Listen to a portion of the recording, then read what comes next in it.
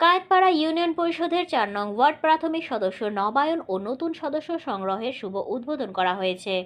নারায়ণগঞ্জ জেলা প্রতিনিধি শরীফ চৌধুরী জানান, রূপগঞ্জ থানার কায়েতপাড়া ইউনিয়ন পরিষদের ৪ নং ওয়ার্ড বিএনপির আয়োজনে ইসাখালী 4 স্টার্স চাইনিজে এই অনুষ্ঠানের আয়োজন করা হয়। উক্ত অনুষ্ঠানে প্রধান অতিথি হিসেবে উপস্থিত ছিলেন রূপগঞ্জ থানা বিএনপির সম্মানিত সভাপতি অ্যাডভোকেট মাহফুজুর রহমান হুমায়ুন। বিশেষ অতিথি হিসেবে উপস্থিত ছিলেন রূপগঞ্জ থানা বিএনপি সাধারণ সম্পাদক আলহাজ বাশির উদ্দিন বাচ্চু, সহসভাপতি অ্যাডভোকেট মাহমুদুর রহমান খোকা, কায়েতপাড়া ইউনিয়ন বিএনপির সভাপতি হাজী সেলিম, সাধারণ সম্পাদক গুলজার চেয়ারম্যান ও সাংগঠনিক সম্পাদক শাহ আলম পাপ্পু। অনুষ্ঠানের শুরুতে স্বাগত বক্তব্য রাখেন ৪ নং ওয়ার্ড বিএনপির সভাপতি আলমাস মিয়া। এ সময় উপস্থিত ছিলেন সাধারণ সম্পাদক দিন মোহাম্মদ ও সাংগঠনিক সম্পাদক মোহাম্মদ সাত্তার মোল্লা। রূপগঞ্জ বিএনপি সভাপতি হুমায়ুন আহমেদ বলেন, স্বৈরাচারী শেখ হাসিনার আমলে যারা নৌকা মার্কায় ভোট চেয়েছে, যাদের ছবি আওয়ামী লীগের নেতাদের সাথে রয়েছে, তারা কখনোই সদস্য হতে পারবে না। যারা এই সকল চিহ্নিত লোকেদের সদস্য বানাবে, প্রমাণ পেলে তাদের বহিষ্কার করা হবে। এরপর দোয়ার মাধ্যমে অনুষ্ঠানের সমাপ্ত ঘোষণা করেন ৪ নং ওয়ার্ড বিএনপির সভাপতি মোহাম্মদ আলমাস মিয়া। সংসদে পাঠাবই কে যারা উপস্থিত হয়েছে, দেখেন কে যিনি চলে গেছেন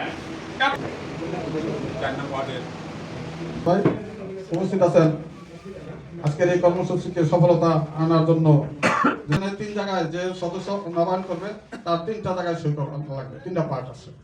একটা পার্ট যে সদস্য হবে। ভাইরা আমার, এই 16-17 বছর আপনারা অত্যাচার নির্যাতনের পর আপনার কি বিএনপি নামক এই দলটাকে আপনারা কি ফেলে দিয়েছিলেন? আপনাদের মন থেকে কেউ উঠে নিতে পারে না, কারণ আপনারা এই দলকে অত্যন্ত ভালোবাসেন। কেউ ভাইরা আমার, এই ভালোবাসার করেছেন সেই দলের সামনে সুদিন আসছে। আপনারা কি সেই সুদিনটা ভোগ করতে চান না? এই দলে আর বিলতে না পারে।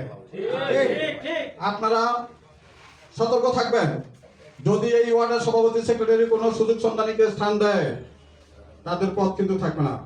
এই খুনি হাসিনার দূষণদের হালুয়া লুটির লোভে পড়ে যারা বিভিন্ন সময়ে এই গাজী, এই বালু হামিদ সহ, এই পাপ্পা গাজী সহ আরো যাদের আপনাদের এখানকার আরেকজন লোক ছিল আন্ডারফি, তাদের সহযোগী হইয়া যারা দলের ক্ষতি করেছে, এই বিশ্বাসঘাতক মুনাফিকদের আপনারা কখনো স্থান দিবেন না।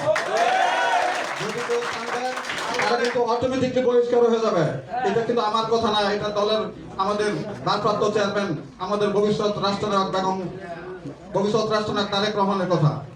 প্রিয় ভাইরা আমার, আমি আমার কি করছি, কিন্তু আওয়ামী লীগের সাথে মিটিং এ গেছে, গাজীর সাথে গেছে, নৌকা করছে, তারা বিএনপির সদস্য হতে পারবে না। ঠিক না? ঠিক আছে। দুষ্ট গরুর চেয়ে শূন্য গোয়ার ভালো। আমরা যারা সাচ্চা বিএনপি, আমরা তাদের নিয়ে দল করবো। আমরা 17 বছরের আন্দোলন সংগ্রাম করছি, যাদের নিয়ে করছি, যাদেরকে পাইছি, তাদের নিয়ে আমরা আবার সরকার গঠন করবো। ঠিক আছে? কোনো সুবিধাবাদী দলে ঢুকতে পারবে না। যে ঢুকাবো তার কিন্তু খবর আছে। ঠিক আছে? অনেকে এখানে ষড়যন্ত্র করে পড়ছেন, কোন ষড়যন্ত্র বাংলাদেশে হবে না। আগামী ফেব্রুয়ারিতে নির্বাচন হবে, পারলে যেন কেউ ঠেকায়। ঠিক কিনা? আমি আপনাদেরকে একটা জিনিস দেখাই। এই যে গ্রেপ্তারি পড়ানো না, আপনার নামে, শেখ হাসিনার নামে, এর নামে 3 শতাধিক মামলা আছে, মাত্র একটার ওয়ারেন্ট বাড়িছে। এরকম আরো 300 ওয়ারেন্ট বাড়িব। যারা মনে করতেছেন হাসিনা আবার দেশে আসবে, সেই কথা বইলা যান। হাসিনার আসতে হবে না, আমরা হাসিনার ধরে নিয়ে আসবো। গত আগস্টে, জুলাইয়ে 2000 ছাত্র জনতাকে সেগুলি করে হত্যা করতে, প্রত্যেকটা হত্যার বিচার আমরা করবো। তাকে প্রকাশ্যে বাংলাদেশে ফাঁসিতে ঝুলানো হবে। প্রিয় ভাইরা, বক্তৃতা দীর্ঘায়িত করবো না, সামনে নির্বাচন, আপনার নির্বাচনের জন্য প্রস্তুত হন। জামাত জমাত পেশাল করা ঠিক না? আর এগুলো কি আমরা গুনাহ করি?